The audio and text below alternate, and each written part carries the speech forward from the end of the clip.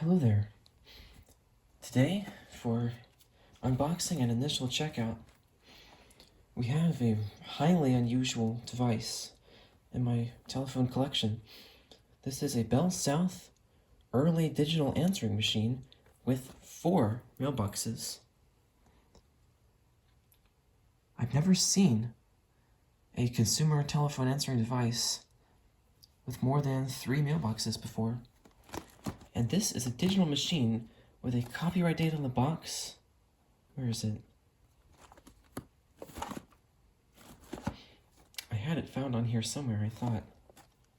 Here it is. The copyright date of 1990. I did not know of any Digitan answering systems that were made before 95. I have cassette tape ones made in 1992 and 3. So, even though I doubt this particular unit is from 1990, the fact that it was, I guess, released then is pretty amazing. I think this must have been a very expensive device back then. And again, here is a look at the box.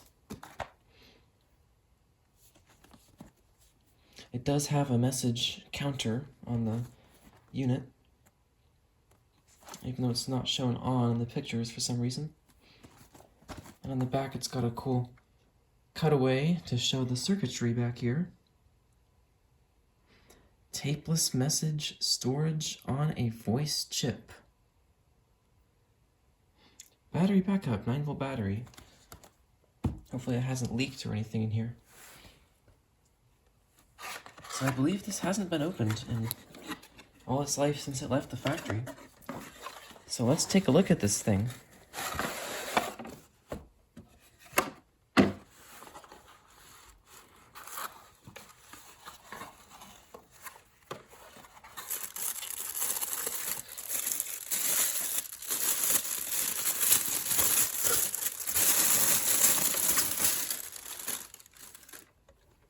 Doesn't even have a programmable security code, but it is 3 digits. And the serial number begins with 95. So I guess it's possible this could be from 1995, although you should never make assumptions like that. And there is no battery in here. Although the door almost acted like it wanted to stay in there.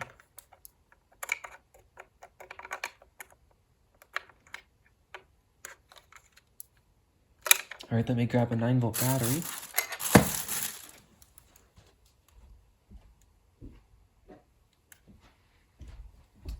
I use, typically, rechargeables. If it'll focus, there we go. They're nickel metal hydride, none of the lithium ion stuff. It probably won't do anything when I initially put in this battery. It's probably just to preserve any volatile memory.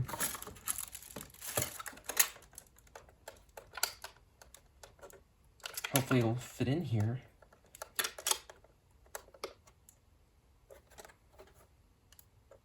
That's one thing I don't like about a lot of these older devices that take 9-volt batteries. They're so finicky with minuscule battery compartments compared to the size of the battery and wires and terminals and everything. So it feels like you're gonna break the hinges on the door or something.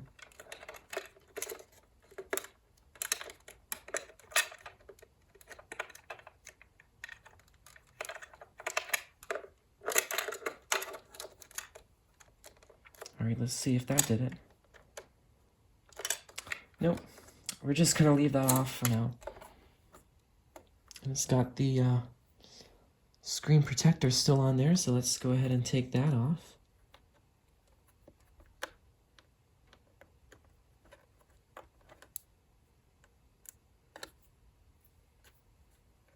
If I can actually get a corner of it off.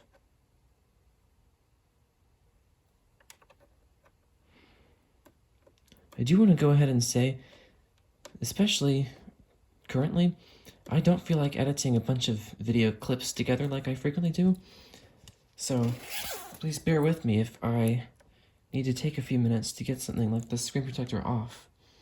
Alright, there it goes.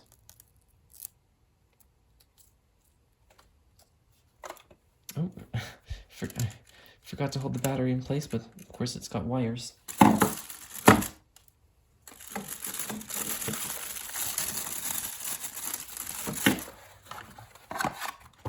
Okay, next we've got the AC adapter.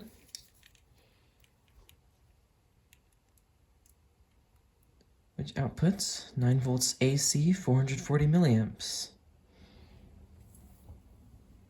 I wish it wouldn't have used AC, but at least I have this adapter.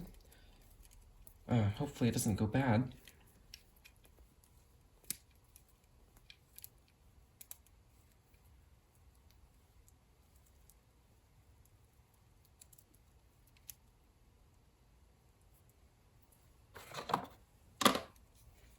Maybe we'll go ahead and plug this in.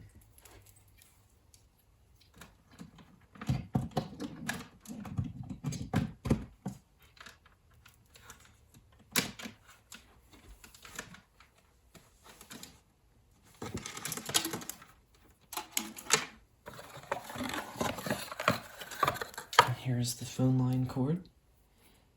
The standard single line cord.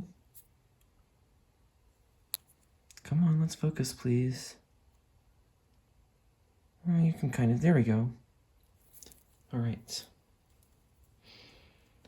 Yeah, this side of the room is kind of low light, but I wanted to put it over here on this nicer table. And with the testing, actually I don't even need the testing answering machine for this because this cannot make calls. But the PBX is over here, so we're going to use that too. And here is the manual, along with a quick start. And something else. Here's the OEM typically used by BellSouth, US Electronics, which of course made everything in China. And there's the accessory product list, which includes a short line cord for wall mounting, standard line cord, 25-foot handset cord, standard handset cord, wall mounting bracket, micro cassette head cleaner, dry type, 30-minute micro cassette, or MC30 probably, cordless telephone battery pack for BellSouth phones only, mini cordless telephone battery pack for BellSouth phones only. And these were pretty expensive. Those batteries were $15 and $17, even back then. Oh, we've got some more, including telescopic antennas for BellSouth phones only. Extra charger base for standard BellSouth cordless phones only. And there's no period on that. And on some of these, actually. Replacement AC adapter. Note, you must specify the BellSouth product model number. Oh, cool, they made a surge protector with phone line protection. And a tone generator. And another extra charger base for BellSouth phones with standout handset. You're only allowed to order up to 6 at a time. Or you can use your credit card and order by phone. Please allow 2 to 4 weeks for delivery.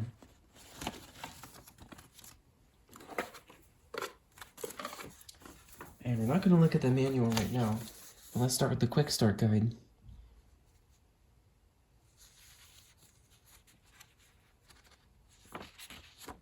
And it actually says there should be a battery in here, but I'm not seeing one, which is okay with me. Like I said, there's a chance it could have leaked or something. 9 volts usually don't do that, but this one's so old. So that's bizarre, but there it is, no battery. Or I guess I should say there it isn't.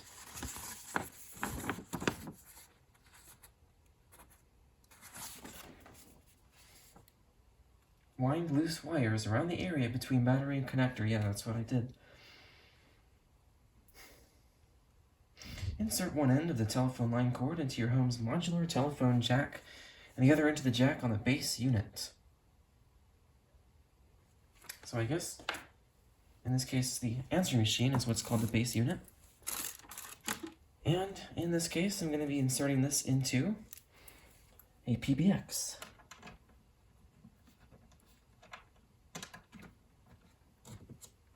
Oh no, that's the wrong port. Okay. Actually, let's run this underneath the upper level as well.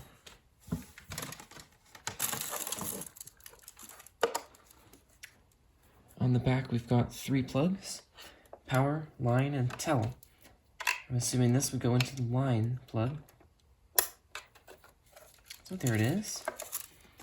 Oh yeah, and this actually has a voice time and day stamp. I'm very interested to see what this voice would sound like.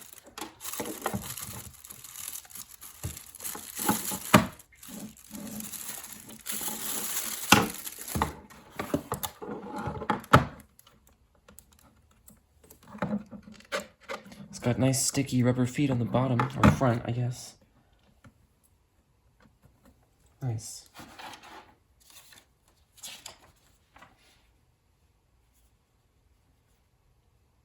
You must record outgoing message, or OGM, to enable the answering system to answer incoming calls. So it does not even come with its own announcement, which is interesting. It says when we plug it in, the message display will show 2 dashes, and a voice of answer function is off will be announced.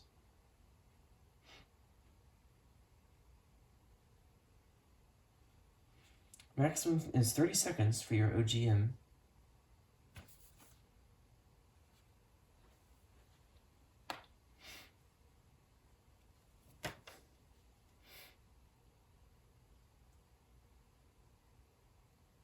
The display will show LO when battery is dead, or if there is no battery in the battery compartment. Hopefully, since I plugged one in, it will not show low. Now for testing telephones, of course, I'll need at least one phone to call this up, but I'm also going to plug one in to the machine itself so we can hear it ringing. For that, we're going to use this AT&T Model 400, made in 1986. And I believe this is the original phone cord from it as well.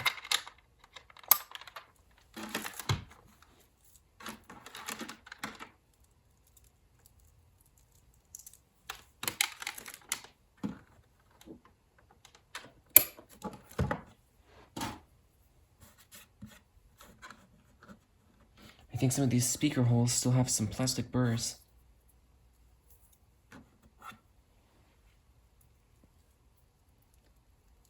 Then for the phone we're going to call these from, actually let me make sure they are better in the frame. We're going to use an AT&T 530 from 1996.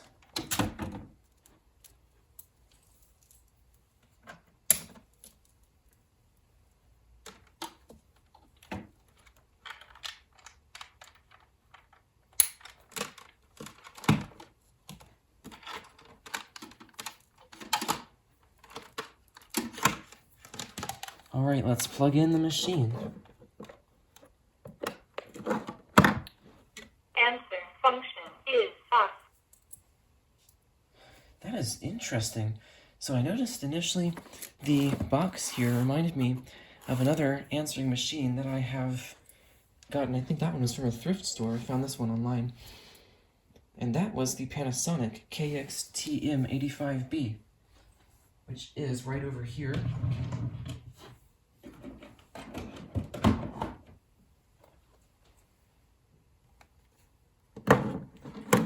And this machine actually has the same voice.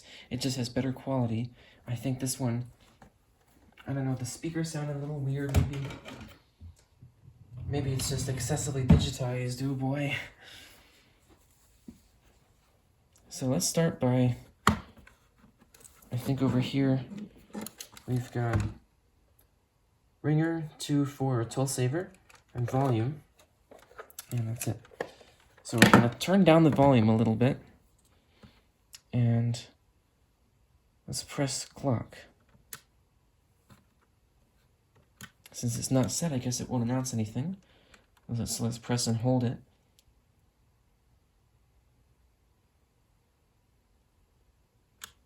Maybe you have to turn it on? Answer function is on.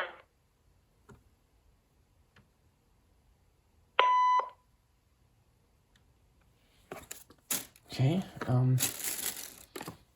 I thought I saw in the manual how to do it, but let's see. Or the quick start guide. Oh, okay. So if you press and release it, it'll announce it. Sunday, 12:01 a.m. Yeah, okay, I think it's just the more digitized sound quality. I don't think there's anything wrong with the speaker. I wouldn't expect there to be, given that this is a new in-box device anyway.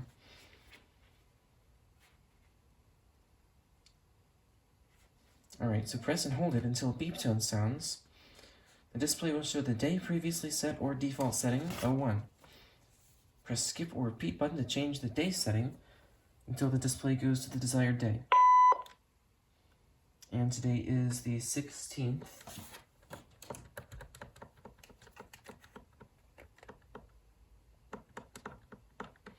Oh, it's weekday setting, not date setting. Okay, today is Thursday.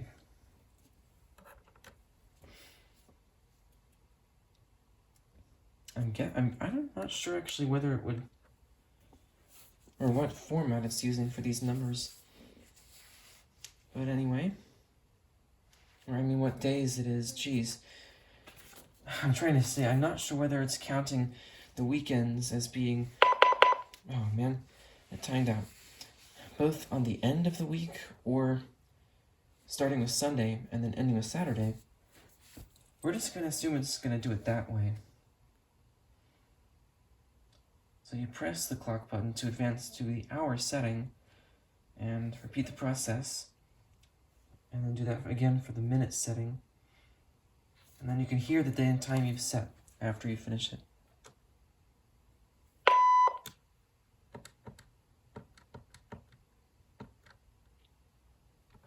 a.m.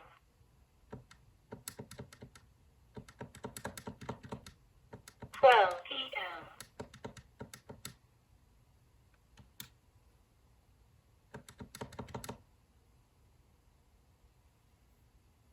That's an awfully slow press and hold advancement.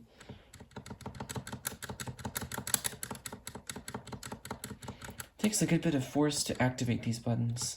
Thursday, 4:31 p.m. Okay. And actually, the voice is slightly different on this one compared to the Panasonic. As you could hear, it said 31 with more of like a rising inflection on the 30, which would make more sense. Okay, for OGM, let's see.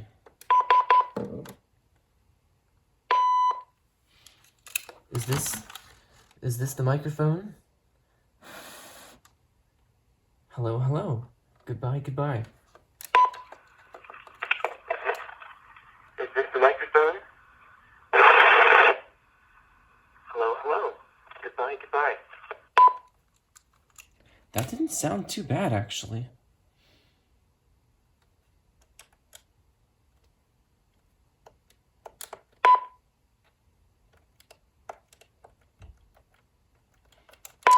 I don't guess there's a way to change the code. It says it on a sticker on the back. Oh, no, there is. Okay. Nice. Primary mailbox. No message. Okay, that's a pretty silly sounding voice.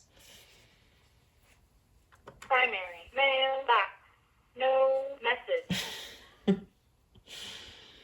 Alright. Mailbox 1. No message. Mailbox 2. No message. Mailbox 3. No message. Mailbox 4. No message. Wow. Okay.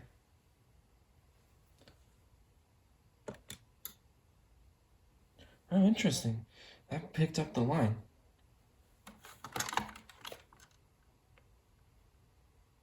And it just released it.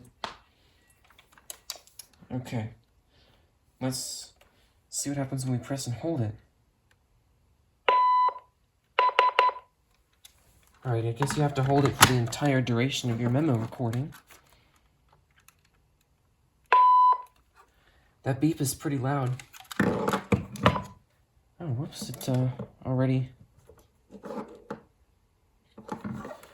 Alright, now it's acting like it's trying to record again from the two-way thing. I guess I just accidentally repressed the button. Like I said, it takes a lot of force to keep these held down. Okay, are you recording? This is a testing memo using the microphone. I don't guess there's a way to change the mailboxes. Mailbox 4, no message. Mailbox 1, no message. Primary mailbox 4 messages. Oh, wow. Message 1. Thursday 4:33 p.m. Message 2. That beep is pretty loud. Thursday 4:33 p.m. Message 3. Thursday 4:33 p.m. Message 4. Okay, are you recording? This is a testing memo using the microphone. Thursday 4:34 p.m. End of messages. So I guess this actually has 5 mailboxes. Primary, and then 1, 2, 3, and 4. Wow. Mailbox 2, no message. Mailbox 3, no message. Yeah, it's storing the memos separately from the numbered mailboxes. Let's try one more from up close to the microphone. Hello, hello, hello. Can you hear me? Primary mailbox 5 messages. Message 1. Message 2. That beep is... Message 3. Message 4. Message 3. Oh, cool. It still saves it even if you press delete. PM. I guess you have to wait for it Message to stop playing them before it deletes them. Okay, are you recording? This is a testing memo. 4. Message 5. Hello, hello, hello. Can you hear me? Thursday 4:35 p.m. End of messages. Okay. Sounds like it works just fine.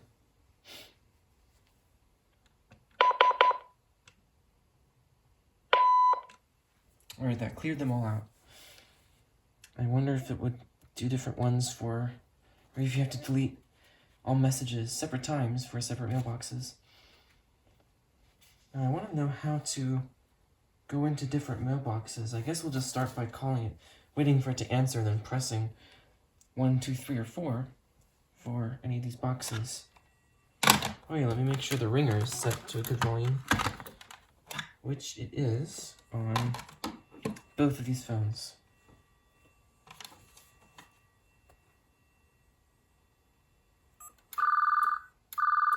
It blinks when it's ringing.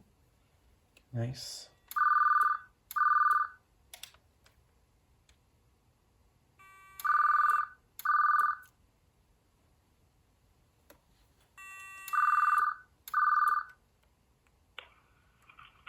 Oh boy. Call screening. Hello, hello. Goodbye, goodbye. Alright, are we leaving a message into mailbox 1 now? Goodbye. I can hear it actually. And that released the line very quickly. Primary mailbox 1 message. Message 1. All right, are we leaving a message into mailbox 1 now? Bye. Thursday 4:37 p.m. End of message. That was pretty distorted. Mailbox 1. No message. Alright, let's see how to change it.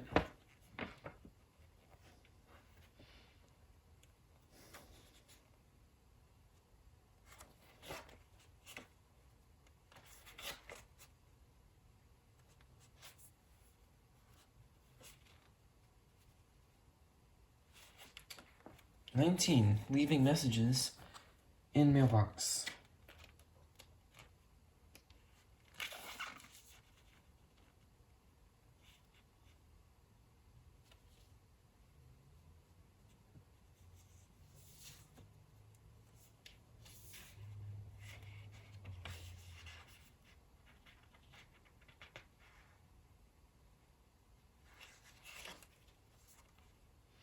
Doesn't say anything about it. You have to go to 21 for that. Unless I just wasn't reading the table of contents correctly. No, I wasn't.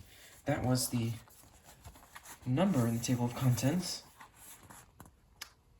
And it does tell you to go to page 21 for that. Okay.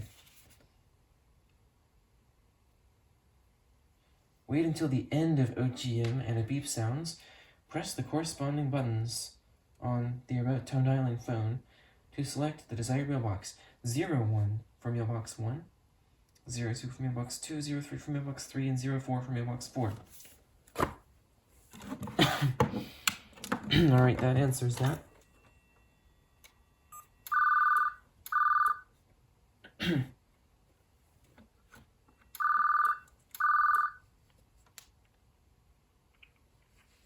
See if we can do it before the OGM ends.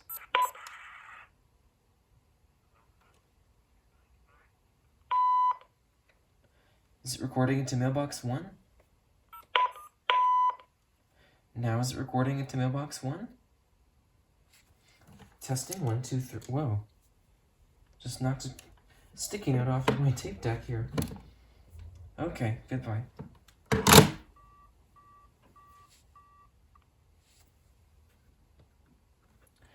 We have a teeny tiny little flashing dot.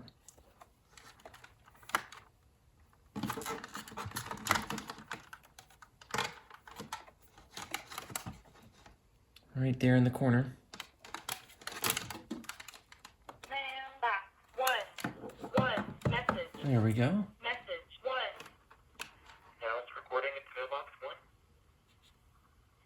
Testing 1, 2, 3. Wow. That's sticking it off of my tape deck here. Okay, goodbye. Thursday 4:14 p.m. End of message. Primary mailbox 1 message. Message 1. Alright, are we leaving a message into mailbox 1 now? Right. Thursday 4:37 p.m. End of message. Okay. Sounded like it didn't save the first part of that message I recorded. So let's call up again and try mailbox 2. It also sounded like you could access that message both from the primary mailbox and mailbox 1. Is this the microphone? Actually, let's see what happens if I leave call screening on this time. Goodbye, goodbye.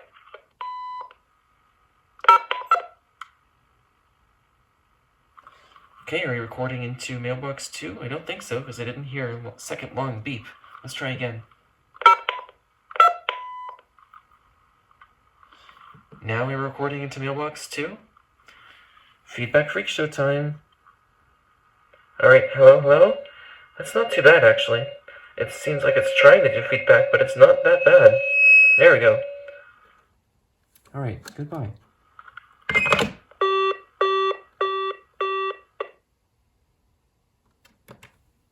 Primary mailbox 1 message. Message 1. Alright, are we leaving a message into mailbox 1 now? Right. Thursday 4:37 p.m. End of message. So it did not add that new one into the primary mailbox. Mailbox Let's check number 2. 1 message. Message 1. Now we're recording into mailbox 2. Feedback freak show time. Alright, hello? It's not too bad, actually. It seems like it's trying to do feedback, but it's not that bad. There we go. Alright, goodbye. Thursday 4:42 p.m. End of Let's try one in mailbox 3. And this time we're going to start trying to get into mailbox 3 before the OGM finishes playing, because I think that's what triggered it to save it in both the primary and mailbox 1 the first time.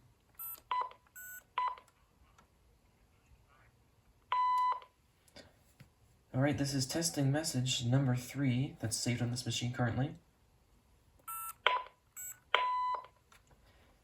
Did it save that first part anywhere, or is this message going to end up in both mailboxes, and that's going to be it?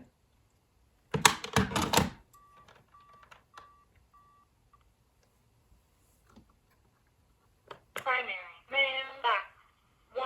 Message. Message 1. Alright, are we leaving a message into mailbox 1 now? Fine. Thursday, 4:37 p.m. End of message. Mailbox 3. 1. Message. Message 1. Did it save that first part anywhere, or is this message going to end up in both mailboxes, and that's going to be it? Thursday, 4:44 p.m. End of message. Alright, so it not only did it not save the first part of that message anywhere, but the whole thing was only placed into mailbox 3. I don't know what happened with when I tried to leave in mailbox 1 the first time. Let's do a final one for mailbox 4.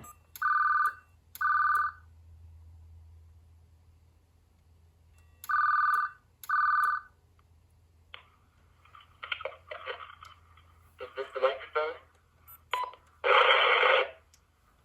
Hello, hello. This time, I dial it too quickly for it to pick up on.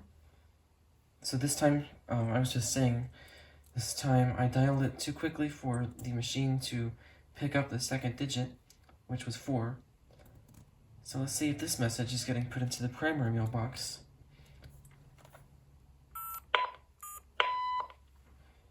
And hopefully, this one will make it into mailbox 4. And in fact, that whole message that I just recorded may end up in both of these. I don't know.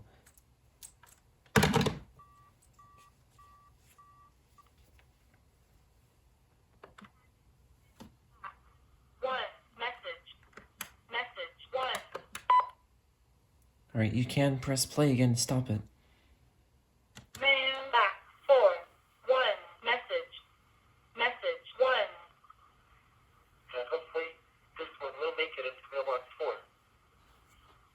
And in fact, that's the message that I just recorded may end up in both of these. I don't know. Thursday, 4:46 Nope. p.m. End of message.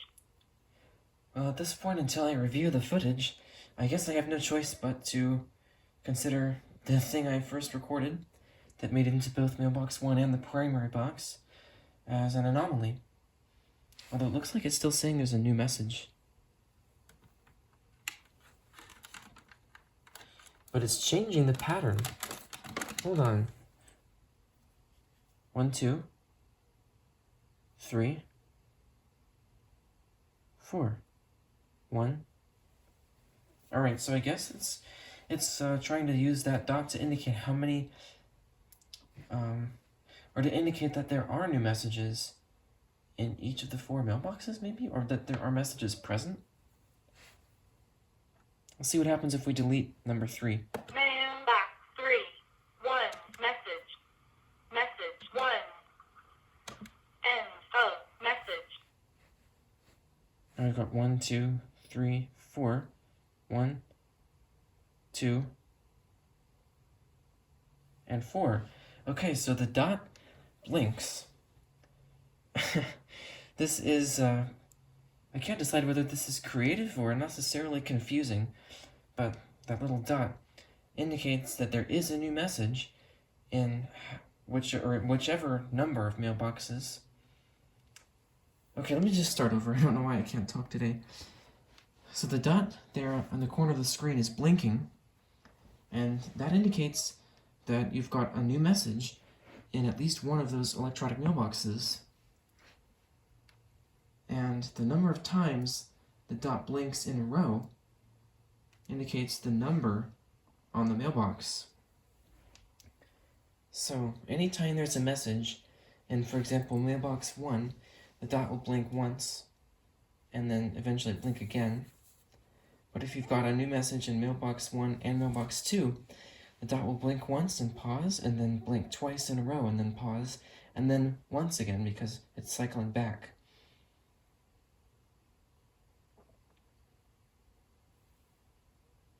And I guess the 1 indicates the one in the primary mailbox. Let's try to delete that one now. Primary mailbox 1 message. Message 1.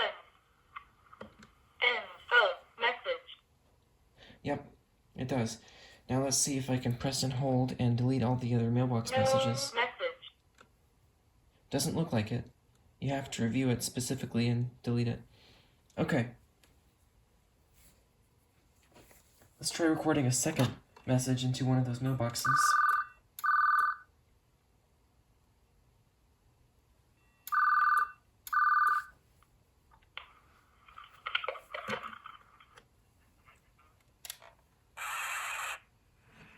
Hello.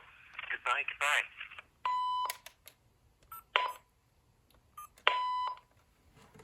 Second testing message in mailbox 1.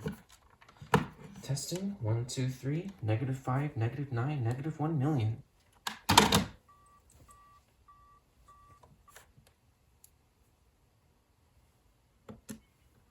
1. 2 messages. Message 1. Now it's recording into mailbox 1. Message 2. Second testing message in mailbox 1. Testing 1, 2, 3, -5, -9, -1 million. Thursday 4:15 p.m. End of messages. Alright, let's try to delete one at a time from there. Mailbox 1. 2 messages. Message 1. Now it's recording into mailbox 1. Testing 1, 2, Oh, whoops. 3. Message 2. Second testing message in mailbox 1. Actually, I wonder if the speaker is distorted. -5, -9, -1 million. Thursday 4:15 p.m. End of messages. Mailbox 1. 1 message. Message 1. Second testing message in mailbox 1. Alright, you press play to stop it no matter which message or which mailbox it's playing from. Alright, I think that should do it for testing out all the recording functionality. Now let's make a two-way call recording. Oh, the wrong button. You have to get back into the PBX by pressing star.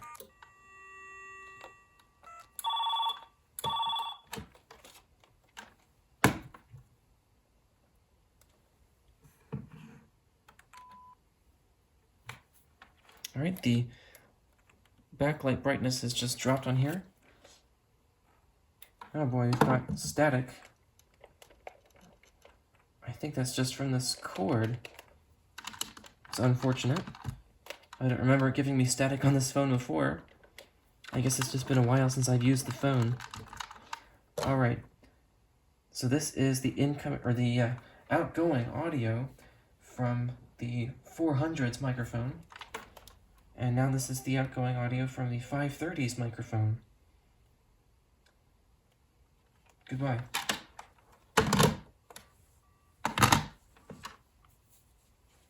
Primary mailbox 1 message. Message 1.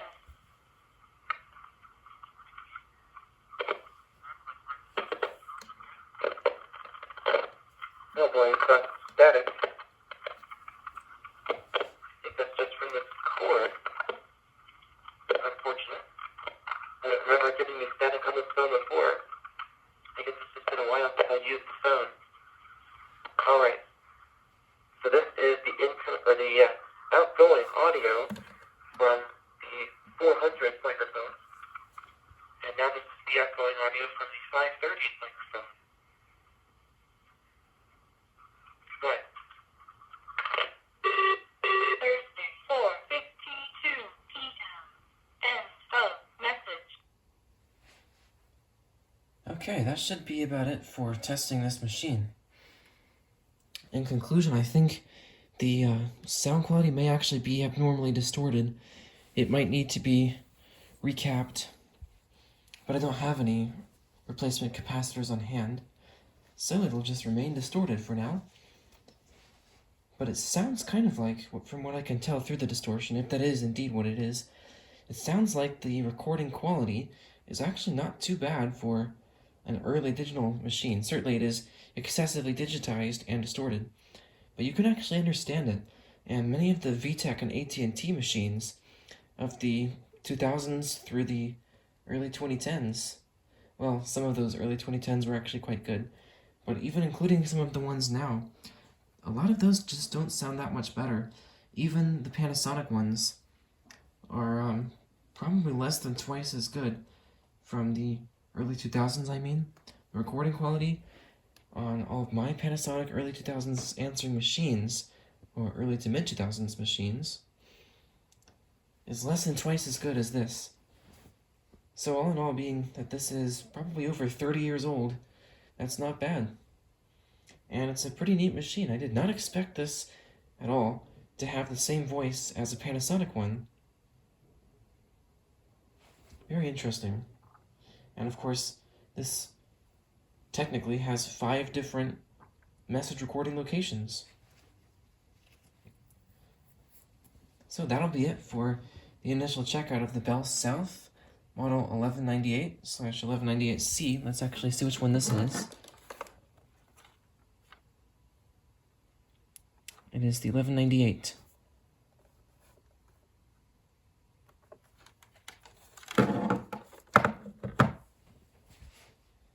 Thank you for watching.